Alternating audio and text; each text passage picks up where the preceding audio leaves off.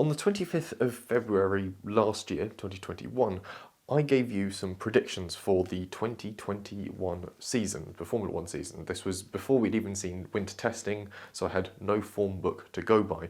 I had no clue which teams were going to be doing well, which drivers were looking pretty sharp in their new cars. I knew nothing. And looking back on my predictions, that's blindingly apparent.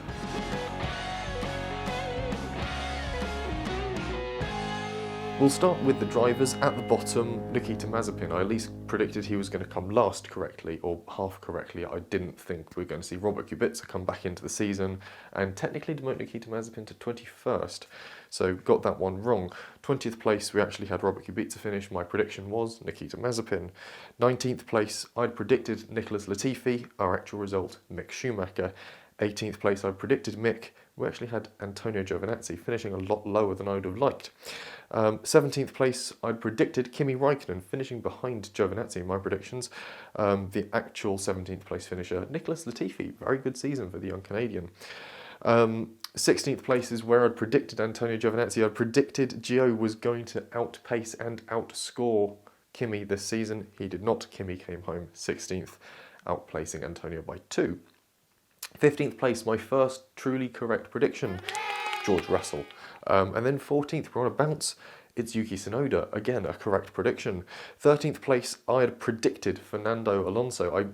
Going into the season, didn't really have high hopes for him, but he turned that around. He has absolutely shone this season. Instead, our 13th place finisher was, of course, Lance Stroll. Just ahead of Lance Stroll in real life, Sebastian Vettel in 12th with Esteban Ocon in my predictions list in 12th. I massively underrated how competent Alpine were going to be coming into this season and just how competent that pairing was going to be. I think it's a combination of underrating Alpine and massively overrating Aston Martin going back at these. So yeah, 12th place I predicted Esteban Ocon. The reality was Sebastian Vettel. Esteban did one place better than my predictions, coming home 11th. Pierre Gasly was my prediction for 11th. So Pierre outshone himself compared to my predictions as well. 10th place was my prediction for Lance Stroll. He finished in 13th, a long way down compared to what I predicted. And the actual 10th place finisher, Fernando Alonso, first of the point scorers out of the championship sort of standings bit.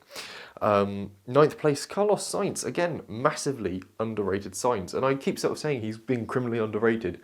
I did criminally underrate that guy, looking at where I put him as a finisher.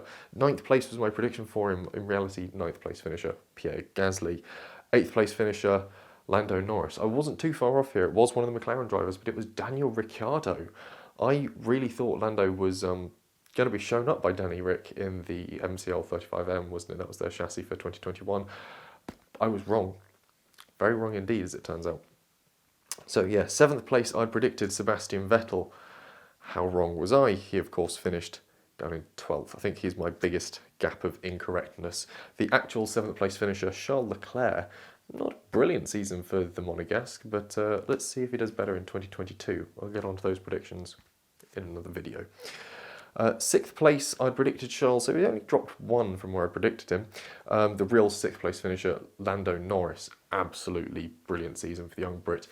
First half of the season especially, sublime. I really think he should have won the Russian Grand Prix, but we all make mistakes. And I mean, every driver he's spoken to and every driver has said, yeah, I would have stuck out and tried that.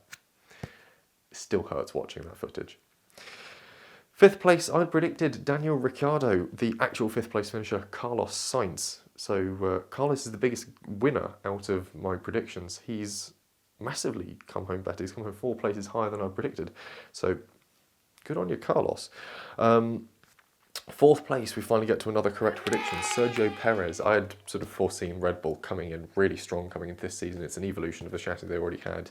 And when it comes to fine-tuning, Red Bull really do know what they're doing about really sort of finessing a chassis. And it seems that they're able to coach Sergio into really getting that car working. And he came home 4th overall. He was the second driver the team needed. 3rd place, Valtteri Bottas, another correct one. 2 on the bounce here. And then the top 2, which I got the wrong way round. I had predicted Lewis Hamilton was going to win his 8th World Championship, and he didn't. He lost out to Max Verstappen, who I predicted was going to come 2nd. So there we go.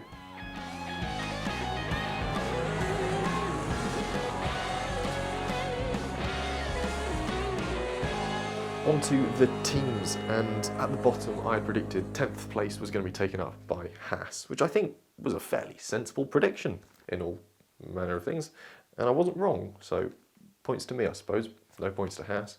Haha. My prediction for 9th place was Williams. Nobody foresaw the season they were going to have. No one foresaw Williams having a podium or some double points finishes. So, bit of surprise there. So, of course, they came home 8th place, where I'd predicted Alfa Romeo were going to come. So, basically, my Alfa Romeo Williams predictions swapped around. One doing better, one doing worse than expected. Then we get into the middle portion of my team's predictions. Aston Martin, Alpine, Alpha Tauri.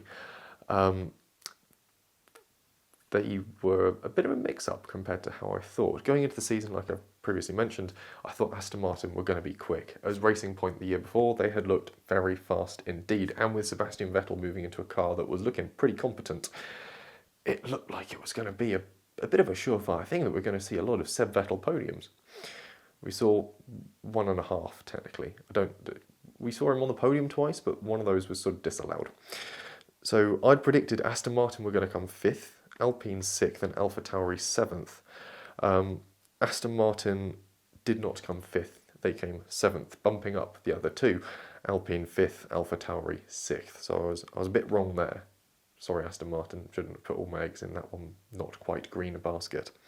4th place, I had predicted was going to be Ferrari. I really didn't think that it was going to be Ferrari's season. We'd seen them struggling in 2020 with a bit of a pig of a chassis and no power.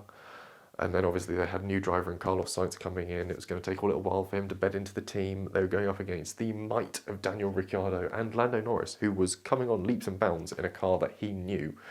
So I assumed McLaren were going to not fairly comprehensively dominate Ferrari, but they were going to come home ahead of Ferrari. So I'd predicted McLaren 3rd, Ferrari 4th, but I got that the wrong way round. It was, of course, Ferrari 3rd, McLaren 4th, no doubt due to Carlos Sainz and his incredible consistency across the season. Then the top two, which I did predict correctly.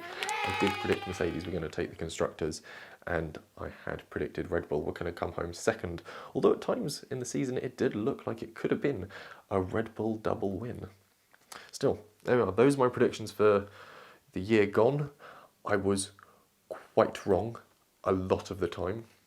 But that's not going to stop me trying to predict this year's results.